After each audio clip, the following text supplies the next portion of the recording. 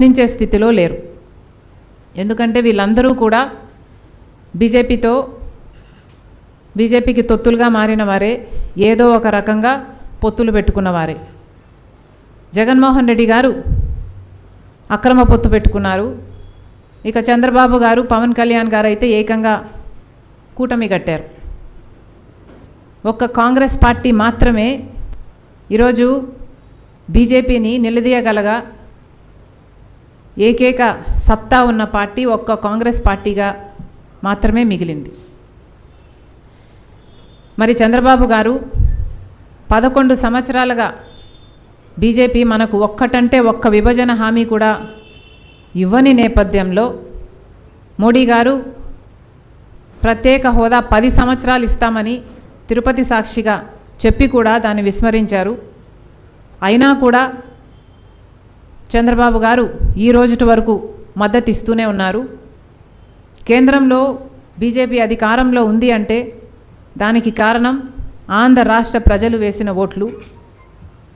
చంద్రబాబు గారు ఆంధ్ర రాష్ట్ర ప్రజలు ఇచ్చిన ఓట్లని, ఎంపీలని, ఈ బలాన్ని తీసుకెళ్ళి మోడీ గారికి ఇస్తే ఈరోజు మోడీ గారి సర్కారు నిలబడింది. 11 సంవత్సరాలుగా మోడీ గారు ఏ ఒక్క హామీ నెరవేర్చలేదు.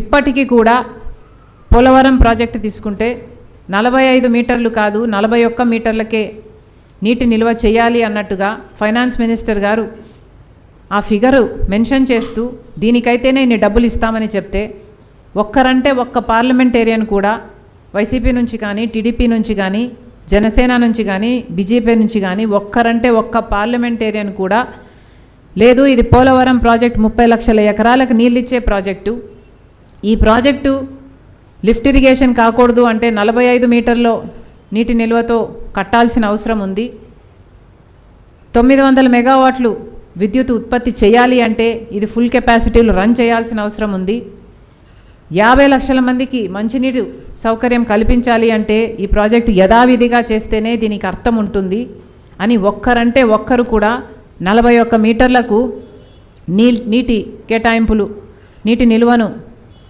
లిమిట్ చేస్తూ బీజేపీ ఈ నిర్ణయం తీసుకుంటే ఒక్కరంటే ఒక్కరు కూడా, ఒక్క పార్లమెంటేరియన్ కూడా బీజేపీ పార్టీకి ఎదురు చెప్పింది లేదు. పోలవరం ప్రాజెక్టు అట్లా అన్యాయం చేస్తుంటే ఇక రాజధానికి వస్తే రాజధాని పూర్తి నిర్మాణ బాధ్యత కేంద్రానిదైతే ఇది మన విభజన హక్కు అయితే ఈ రోజు వరకు కూడా రాజధానికి సంబంధించి కేవలం అప్పులే ఇస్తారట. విశాఖ స్టీల్ అయితే ప్రైవేటైజ్ చేస్తారా, ఎప్పుడు చేస్తారు, చేయకుండా ఆపుతారా, ఏ దాని మీద క్లారిటీ లేదు.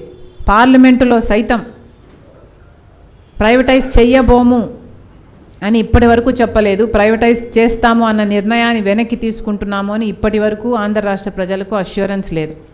అలాగే విభజన హామీలలో ఏ ఒక్కదానికి కూడా, కడపలో స్టీల్ ఫ్యాక్టరీ కూడా నిజానికి సేల్ ఆధ్వర్యంలో గవర్నమెంట్ పరంగా దీన్ని పూర్తి చేయాల్సి ఉంటే ఇప్పటికీ కూడా దాన్ని జిందాల్కో ఇంకోరికో కట్టబెట్టే ప్రయత్నం చేస్తున్నారు. ఇలా ఉత్తరాంధ్ర అయినా లేకపోతే కారిడార్ అయినా లేకపోతే ఉత్తరాంధ్ర కింద రాయలసీమకి ఎకనామిక్ ప్యాకేజ్ అయినా ఒక్కటంటే ఒక్కటి కూడా మనకు ఒక్క హామీ కూడా బీజేపీ పార్టీ ఇంతవరకు నెరవేర్చకపోయినప్పటికీ కూడా బీజేపీ ప్రభుత్వం అధికారంలో ఉంది అంటే దానికి కారణం చంద్రబాబు గారు, పవన్ కళ్యాణ్ గారు బీజేపీకి ఇస్తున్న మద్దతు. వాళ్ళు కూటమి కట్టారు కాబట్టి బీజేపీకి వ్యతిరేకంగా మాట్లాడరు. ఇంకోవైపు జగన్మోహన్ రెడ్డి గారు ప్రతిపక్షంలో ఉన్నారు. ప్రతిపక్షంలో ఉండి రాజశేఖర్ రెడ్డి గారు ఏ బీజేపీ పార్టీని అయితే వ్యతిరేకించారో అదొక రైటిస్ట్ పార్టీ కాబట్టి మతం పేరుతో చిచ్చు పెట్టి ఆ మంటలో చలి కాచుకోవడం బీజేపీ సిద్ధాంతం కాబట్టి రాజశేఖర్ రెడ్డి గారు అన్ని వేదికల మీద బీజేపీని వ్యతిరేకిస్తే అదే బీజేపీ పార్టీకి జగన్మోహన్ రెడ్డి గారు గులాంగిరి చేశారు, మోడీకి దత్తపుత్రుడిగా మారాడు. మెడలు వంచి ప్రత్యేక హోదా తెస్తామన్న జగన్మోహన్ రెడ్డి గారు పూర్తిగా తమ మెడలను మోడీకి వంచేశారు. ఇప్పటి వరకు కూడా జగన్మోహన్ రెడ్డి గారు మోడీకి దత్తపుత్రుడుగానే వ్యవహరిస్తున్నారు. అధికారం లేనప్పటికీ కూడా ఇప్పటికీ బీజేపీకి వ్యతిరేకంగా జగన్మోహన్ రెడ్డి గారు ఏమీ మాట్లాడటం లేదు. గమనిస్తే మీరు చంద్రబాబుకి వ్యతిరేకంగా, ప్రభుత్వానికి వ్యతిరేకంగా జగన్మోహన్ రెడ్డి గారు మాట్లాడుతున్నారు తప్పితే బీజేపీకి వ్యతిరేకంగా, మోడీకి వ్యతిరేకంగా లేక మన విభజన హామీలకు అనుకూలంగా ఈ రోజు వరకు కూడా జగన్మోహన్ రెడ్డి గారు చాలా కేర్ఫుల్గా, సెలెక్టివ్గా చంద్రబాబు గారిని టార్గెట్ చేస్తున్నాడు తప్పితే బీజేపీకి వ్యతిరేకంగా మాట్లాడే దమ్ము జగన్మోహన్ రెడ్డి గారికి లేదు. ఈ నేపథ్యంలో బీజేపీని వ్యతిరేకించగలిగిన నిజాయితీ ఉన్న ఏకైక పార్టీ కాంగ్రెస్ పార్టీగా మిగిలింది. ఒక కాంగ్రెస్ పార్టీ మాత్రమే మన రాజ్యాంగాన్ని కాపాడుకోవాలని, లేక విభజన హక్కులు సాధించుకోవాలని, ఇలా ఏవైనా ప్రజల పక్షాన పోరాటం చేస్తున్న ఏకైక పార్టీ ఈరోజు మన రాష్ట్రంలో ఒక కాంగ్రెస్ పార్టీ మాత్రమే ఉంది. కాబట్టే ఈరోజు కాంగ్రెస్ పార్టీని బలోపేతం చేసుకునే దిశగా ప్రతి జిల్లాలోనూ ఈ కార్యక్రమం, ఈ పర్యటన చేశాం. ప్రతి జిల్లాలోనూ వాళ్ళకున్న కార్యకర్తలకు, నాయకులకు ఉన్న ఇబ్బందులు, సూచనలు అన్నీ విన్నాం. ముందు ముందు కార్యాచరణ ఎలా ఉండబోవాలి అన్నది కూడా డిస్కస్ చేశాం. ఈ సందర్భంగా చెప్పాలనుకున్నది, కాంగ్రెస్ పార్టీ రాబోయే 4 సంవత్సరాలలో చాలా సీరియస్గా పని చేయబోతుంది. ఈ 4 సంవత్సరాలు కాంగ్రెస్ పార్టీ బలోపేతం చేసుకోవడానికి దేవుడిచ్చిన అవకాశంగా భావించి ఎక్కడికక్కడ ప్రజా వ్యతిరేక సిద్ధాంతాలపై, విధానాలపై, ప్రభుత్వం మీద, బీజేపీ మీద పోరాటాలు ముమ్మరం చేసే దిశగా మేమందరము కృషి చేయబోతున్నాం. ఈ వేదికగా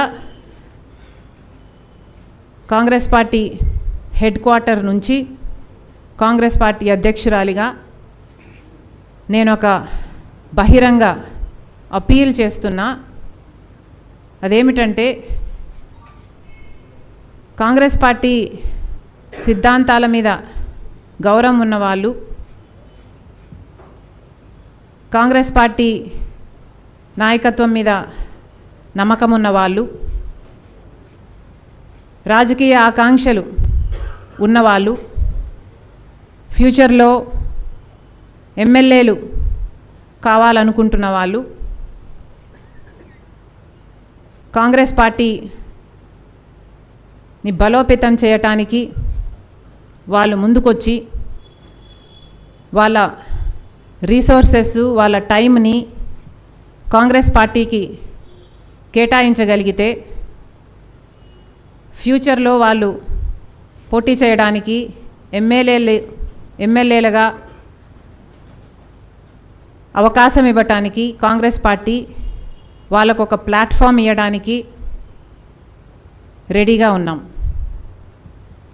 ఇది ఎందుకు చెప్పాల్సి వస్తుంది అంటే, నిజానికి కాంగ్రెస్ పార్టీ నాయకులు, కార్యకర్తలు చాలా కమిట్మెంట్తో కూడిన వాళ్ళు, చాలా సిన్సియారిటీ ఉన్నవాళ్ళు. ఇన్ని సంవత్సరాలు కాంగ్రెస్ పార్టీ కష్టకాలంలో ఉన్నప్పుడు కాంగ్రెస్ పార్టీ జెండాను మోసిన వాళ్ళు, కాంగ్రెస్ పార్టీని తమ భుజాన మీద ఎత్తుకొని నడిచిన వాళ్ళు. ఈ రోజుటి వరకు కూడా కాంగ్రెస్ పార్టీ అంటే ప్రాణం పెట్టేవాళ్ళు చాలామంది ఉన్నారు.